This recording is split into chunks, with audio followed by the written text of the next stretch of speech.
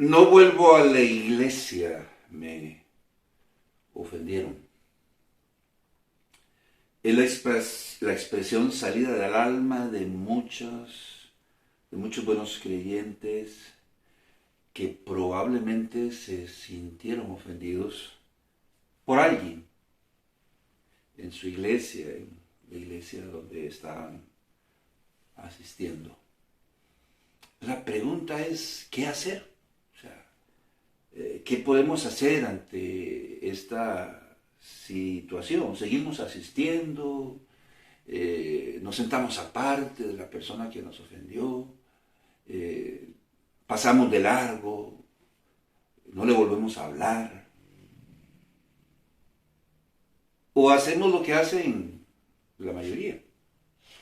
Nos retiramos de la iglesia y si nos encontramos a esta o a estas personas en la calle, en el banco del hospital, simplemente les damos la espalda y nos damos a valer y no les volvemos a hablar.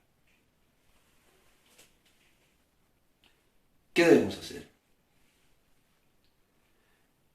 Primero que nada debemos decir que ahora en Cristo nosotros somos hijos de Dios.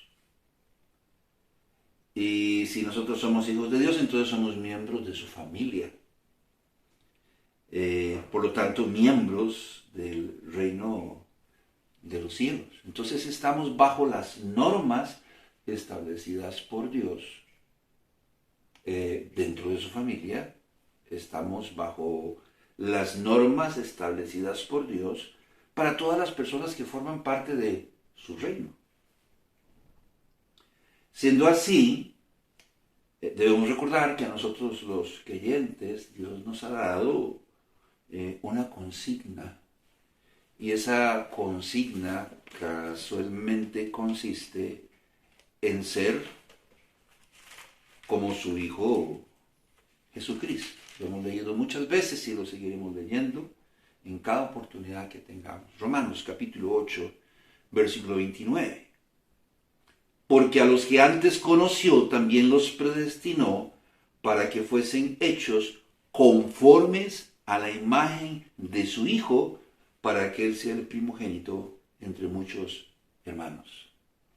Dice el apóstol Pablo que la consigna impuesta a todo creyente es que sea como el Señor Jesucristo. Siendo así, nosotros, en la iglesia, si alguien nos ofende, debemos comenzar a ver las cosas desde esta perspectiva. Si nosotros debemos ser como Cristo, entonces debemos preguntarnos, bueno, si el Señor Jesucristo estuviese en mis zapatos, ¿qué sería lo que el Señor Jesucristo haría? ¿Seguiría asistiendo a la iglesia? ¿Dejaría de hablarle a esta o a estas personas? ¿O se iría de la iglesia, que es lo que la mayoría de las personas hacen cuando se sienten ofendidas? Y si se encuentran las personas que le ofendieron en la calle, pues les da la espalda y no les vuelve a hablar nunca más. ¿Qué es lo que haría el Señor Jesucristo si estuviera en nuestros zapatos? Bueno, déjeme decir que al analizar las Sagradas Escrituras encontramos al Señor Jesucristo contando siempre con una actitud reconciliadora. Recordamos en algún momento el apóstol Pedro, hablando del tema, se acerca al Señor Jesucristo y le pregunta: Señor, ¿cuántas veces debo perdonar a la persona que me ofende? ¿Hasta 7 veces, Señor? Déjeme decirle que la tradición judía decía que se podía perdonar a una persona 3 veces. Ya más de 3 veces, no. Sin embargo, Pedro, contrario a la tradición judía, le pregunta hasta el Señor: Señor, hasta 7. No 3 como decía la tradición judía, sino, Señor, hasta 7. Entonces surge la pregunta: ¿qué pretendía el apóstol Pedro con semejante pregunta? Bueno, quizás curarse en salud, ¿verdad? Conociendo al Señor Jesucristo y las cosas que Él decía y enseñaba. Quizás esperaba que el Señor dijera: mira, no, Pedro, tranquilo. 3 veces, como dice la tradición judía, es más que suficiente. Me parece estar escuchando al apóstol Pedro con su carácter y temperamento. Ah, bueno, Señor, bueno, sí, veré. Si 3 y ya más de 3 no, ¿verdad? Como dice la tradición. O quizás Pedro quería quedar bien, no solo con el Señor Jesucristo, sino con todos los demás que estaban poniendo atención al sugerir 7 veces, porque 7 veces era un poquito más del doble de lo que decía la tradición, que se podía perdonar o tolerar una ofensa de alguna otra persona. Y la gente, oigan a Pedro, la tradición dice que 3 veces, pero le sugirió al Señor 7. Óyame, ha crecido Pedro tremendamente, ¿verdad? Ha madurado, es muy, muy espiritual el apóstol Pedro. No sabemos qué pretendía.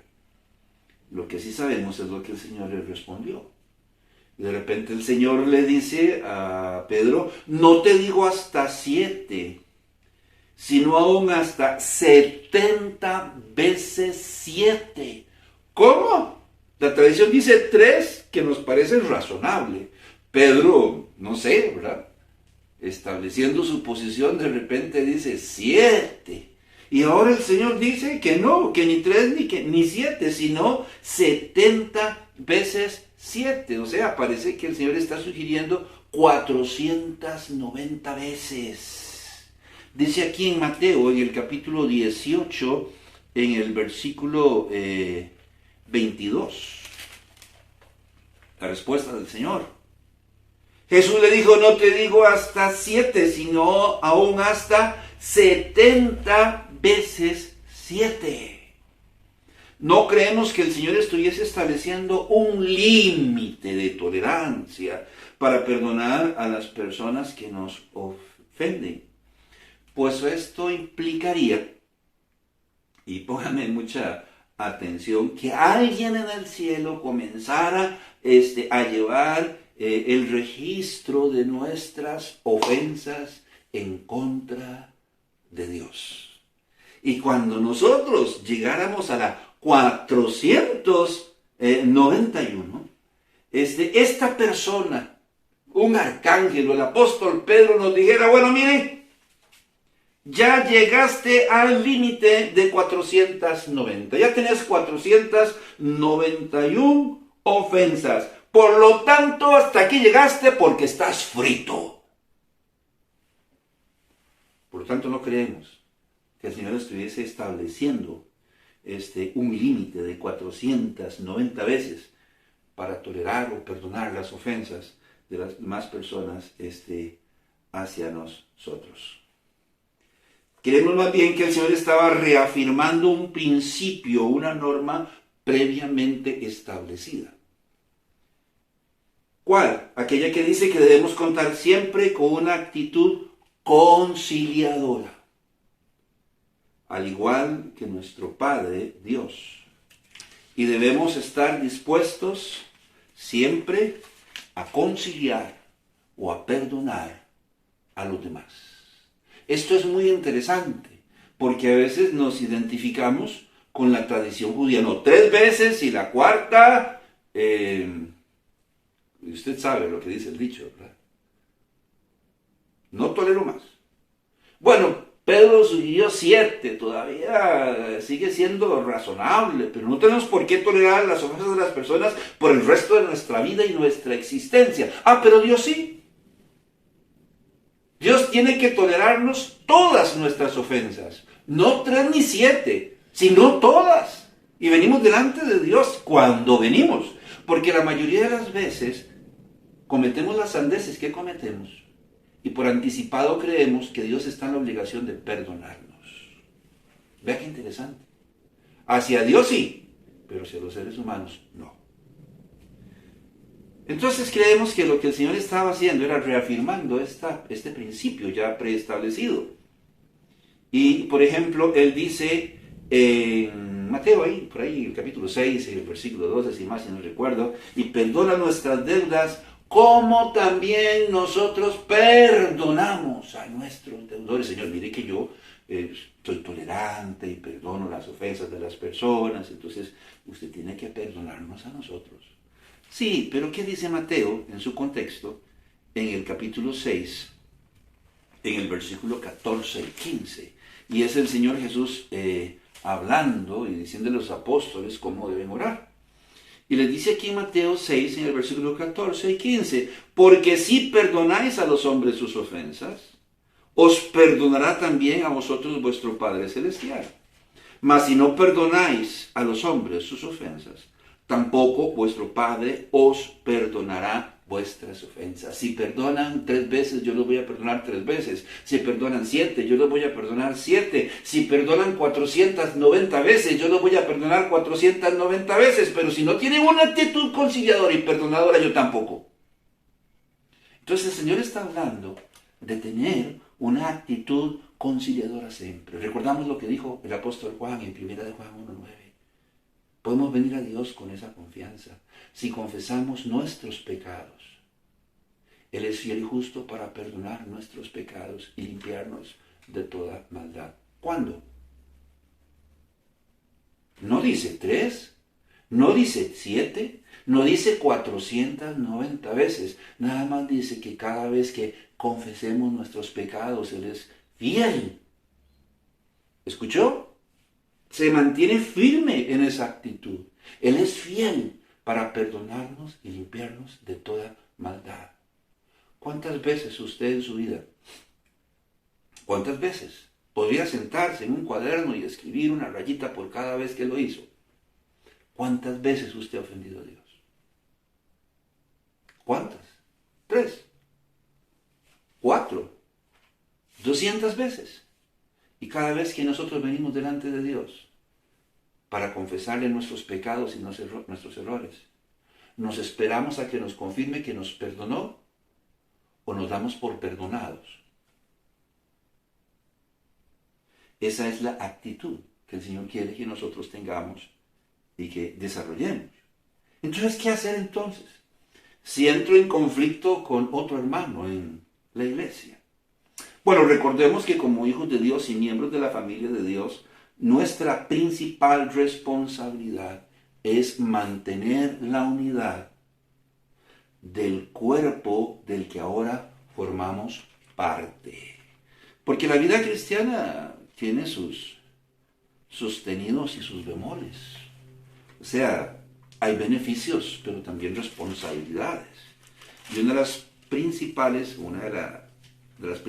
responsabilidades de nosotros los creyentes no es ser solo como Cristo, es mantener la unidad del cuerpo del que formamos parte. Efesios capítulo 4, versículo 3. Solícitos en guardar la unidad del Espíritu en el vínculo de la paz. Solícitos. Quiere decir que es una actitud adoptada, que debemos estar dispuestos a guardar la unidad del cuerpo del que ahora nosotros formamos parte. Siendo así, para mantener la unidad del cuerpo del que ahora formamos parte, debemos acatar las instrucciones que nos han sido dadas en las Sagradas Escrituras por el Señor Jesucristo cuando nos encontremos en una de estas situaciones. Dice el Señor Jesucristo que en el caso de que nosotros fuésemos los ofensores, porque existe la posibilidad, ¿verdad?, de que nosotros seamos los que hayamos ofendido a alguna persona. Bueno, la palabra de Dios nos dice que debemos ser humildes y reconocer nuestra falta o nuestro error. Salmos capítulo 32, versículo 5, en la parte A del texto, el salmista dice: mi pecado te declararé y no encubrí mi iniquidad. Que es lo que la mayoría de nosotros no hacemos. El salmista está diciendo: yo tengo que ser humilde y reconocer mi pecado y declarar mi pecado, no taparlo, no encubrirlo.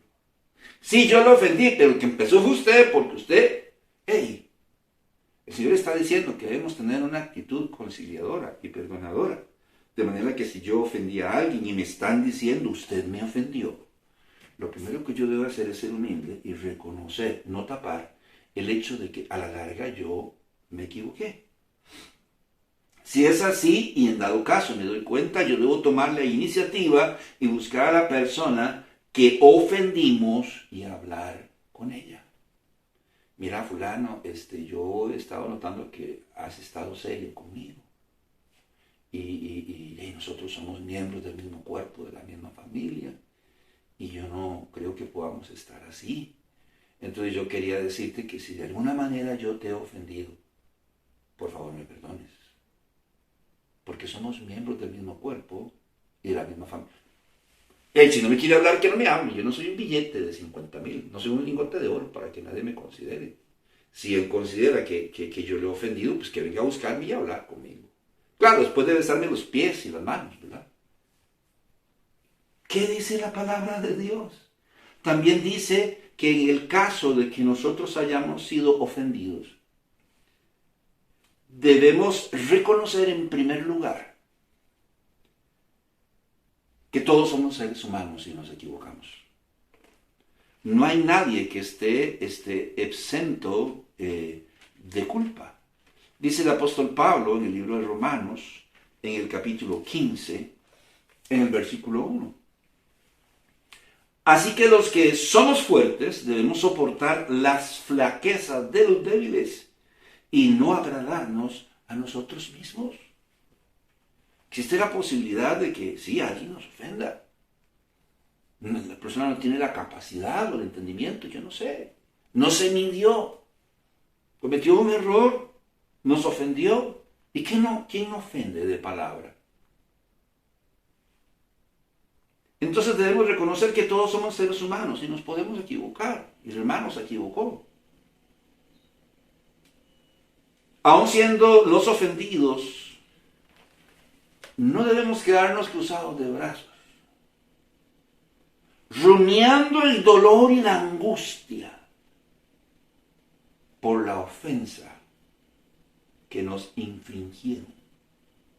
No. ¿Acaso que el Señor se quedó esperando que nosotros le dijéramos, Señor, voy para el infierno, ¿podrías hacer algo? Él fue el que nos buscó y nos entregó a su Hijo. Nadie se lo pidió. ¿Qué dice la palabra de Dios? Por ejemplo, quizás no es necesario que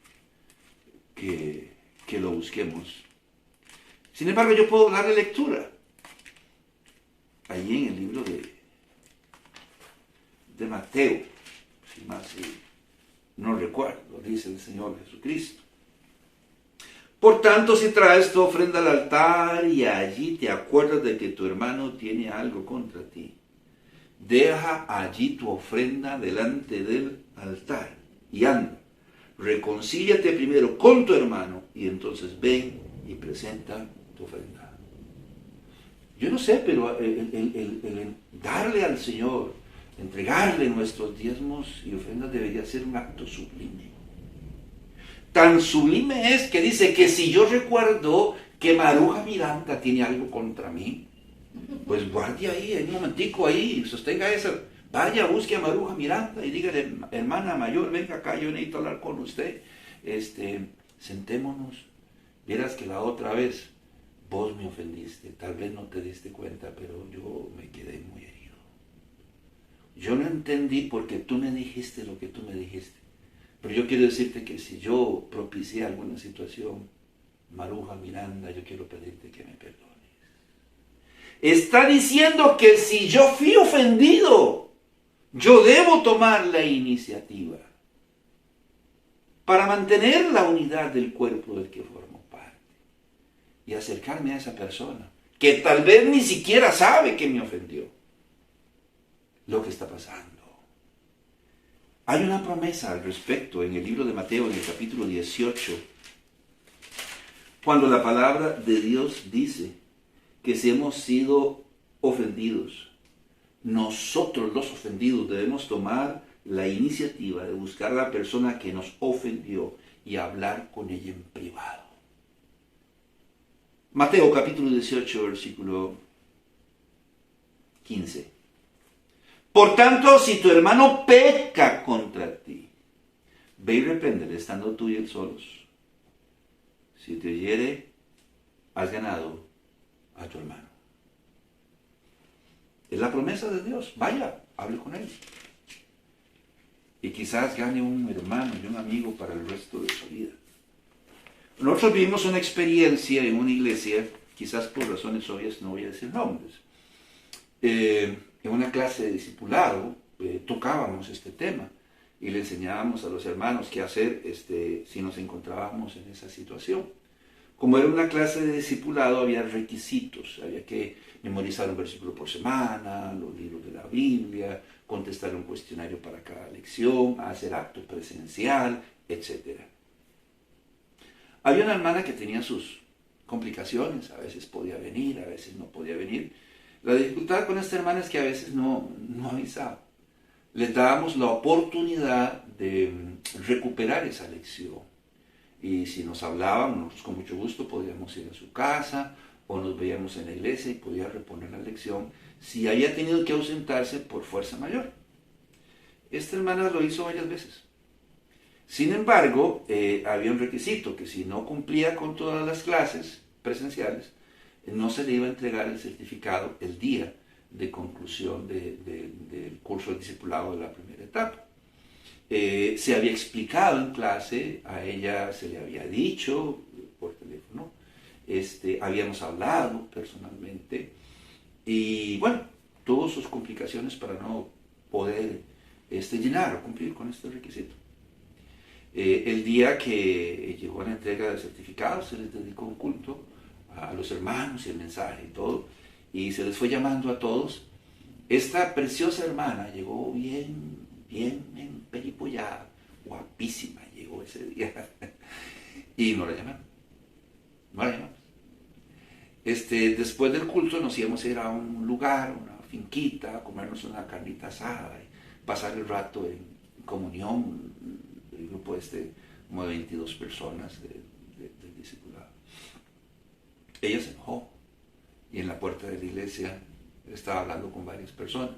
Yo la tomé, me la llevé del brazo y la senté y íbamos a conversar, pero ella estaba muy brava. Me dice, aquí está el carbón que me tocó traer. Pero yo no voy a ir. Estaba pero bien brava, su rostro andaba guapísima, pero su rostro estaba bien brava. Bueno, hermano, está bien, nosotros nos fuimos, volvimos.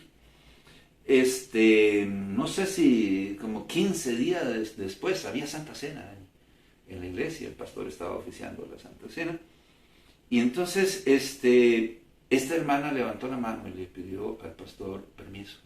Dice, pastor, yo tengo que decir unas palabras antes de poder tomar la Santa Cena.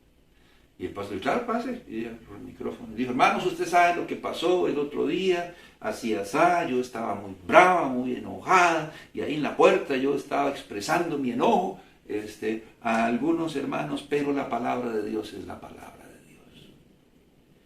Y yo hoy no puedo tomar la Santa Cena si delante de todos ustedes yo no reconozco mis errores. Yo sabía cuáles eran los requisitos, yo sabía con qué tenía que cumplir. Ustedes saben de qué estoy hablando. Y yo quiero pedirle perdón al hermano Carlos. Y quiero pedirle perdón a toda la iglesia. Por favor, que me perdonen, porque a mí me enseñaron la palabra de Dios en el discipulado y que era lo que yo tenía que hacer cuando estuviese en estas circunstancias. Así que se volvió hacia mí y me dice, hermano Carlos, por favor, perdónenme. Yo nada más me paré. Me fui, la abracé y le di un gran besote en la frente. La relación entre esa hermana y yo es entrañable. Nosotros ya no asistimos a esa iglesia, no vamos a esa iglesia. Y ella me sigue llamando de cuando en cuando, hermano, un abrazo, hermano, Dios les bendiga, hermano, ¿cómo están ustedes? ¿Cómo la están pasando? Recién murió su papá. Y estuvimos ahí en el funeral. Hermano Carlos, qué bendición que está aquí. Y otro abrazo y otro besote. De eso es lo que nos estamos perdiendo por no tener una actitud conciliadora y la capacidad que tiene Dios de perdonar. Porque supuestamente esa es la actitud con la que Dios nos mira. Y cuando nosotros venimos delante de la presencia de Dios porque hemos cometido una falta y nos humillamos delante de la presencia de Dios, ¿acaso no sentimos el abrazo de Dios? Pues es la actitud que el Señor quiere que nosotros tengamos. Si eventualmente no se puede llegar a una conciliación porque la otra persona así no lo quiere, y existe esa posibilidad, debo buscar ayuda dentro del liderazgo de la iglesia, por ejemplo a mi pastor, para procurar arreglar el asunto, no para acusar a nadie, sino, pastor, vamos conmigo, yo necesito hablar con el hermano, yo necesito hablar con la hermana, pero ya está muy enojado y no quiere. Entonces usted sería, por favor, ir conmigo para que ahoguemos los dos y podamos solucionar este problema. Mateo capítulo 18, versículo 16. Mas si no te oyere, toma aún contigo a uno o dos, para que en boca de 2 o 3 testigos conste toda palabra.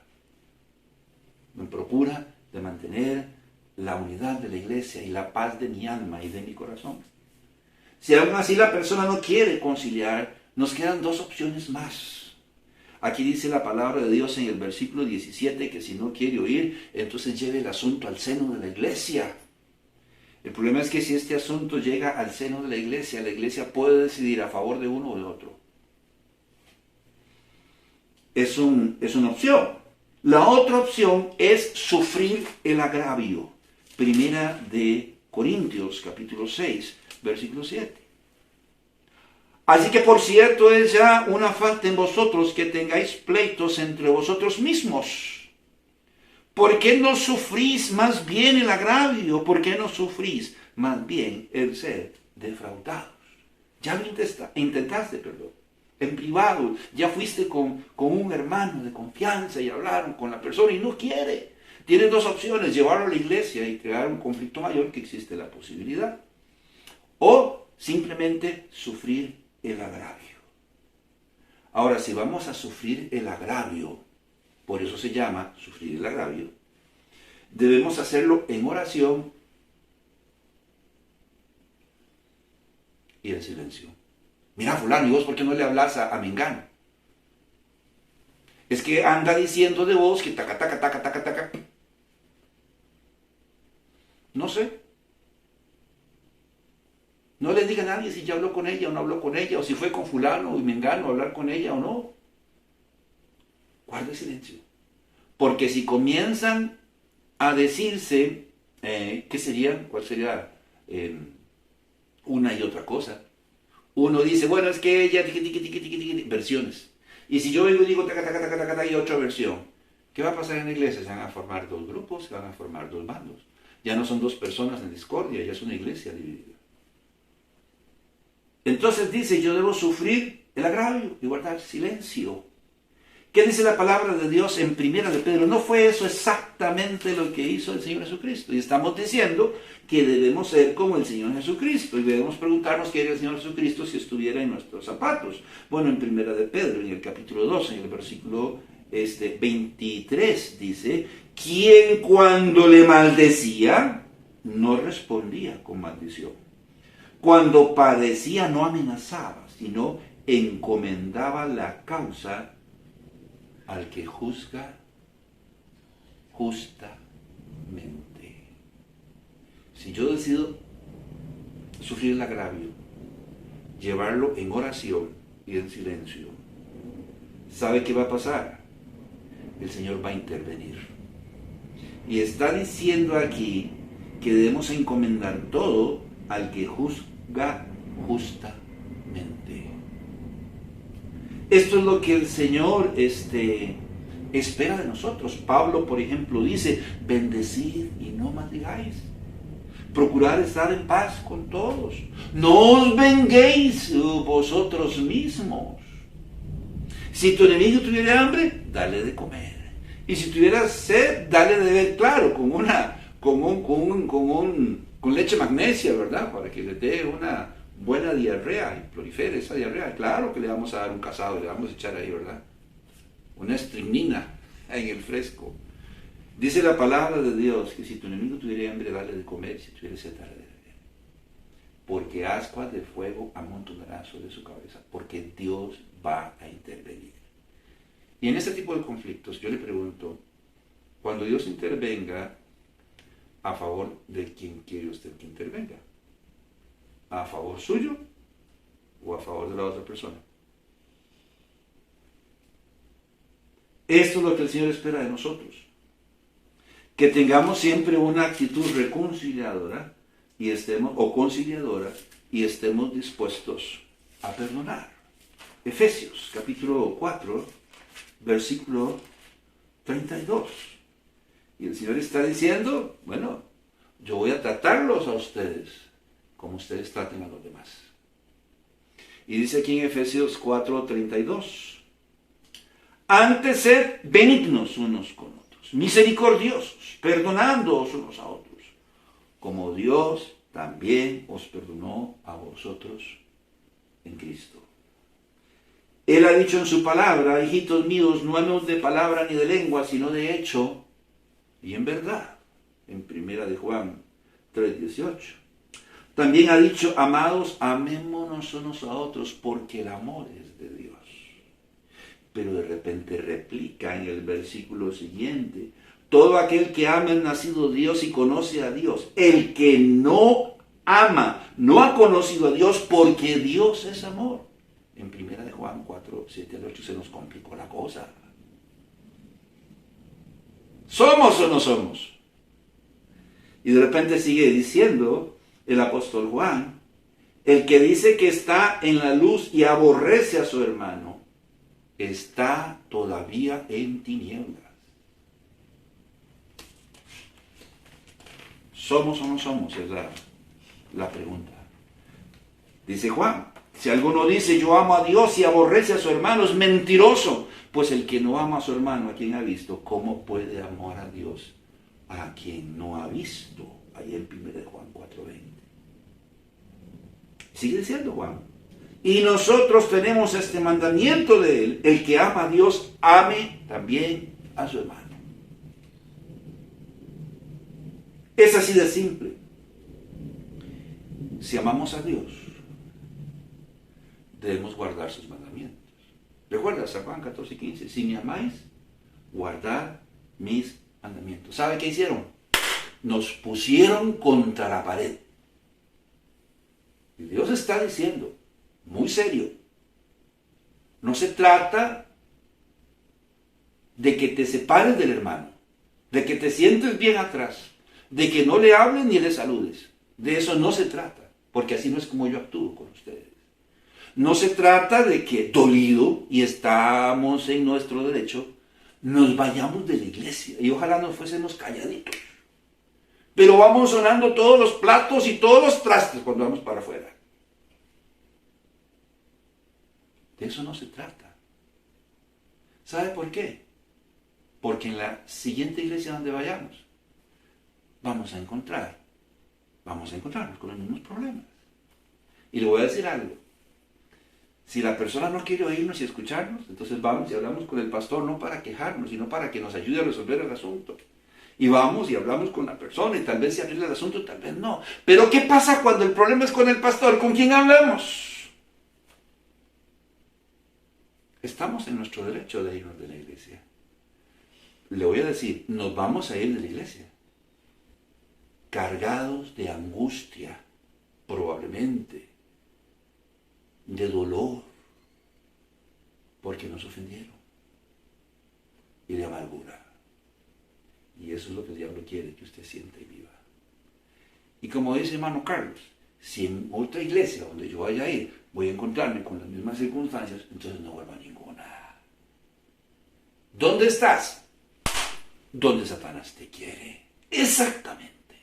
Vea qué fácil enmarañó Satanás nuestra vida y nuestra existencia. Pero ¿qué pasa si nos quedamos y hacemos las cosas como Dios dice? A lo largo vamos a mantener la unidad de la iglesia. De otra manera la iglesia se va a quedar vacía.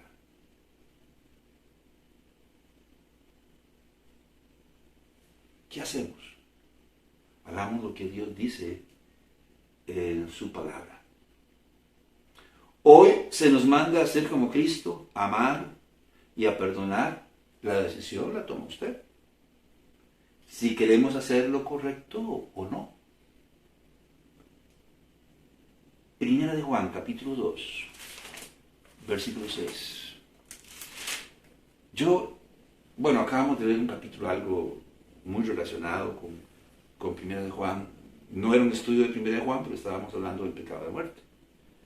Entonces mencionamos estos conceptos. Y dice aquí en Primera de Juan, en el capítulo 2, en el versículo 6.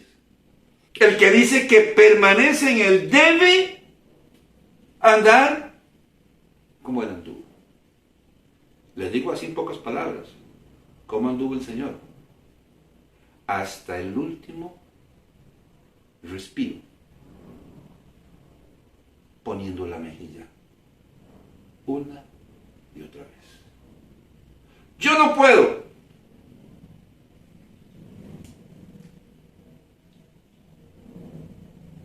En dado caso, Dios es nuestro Padre.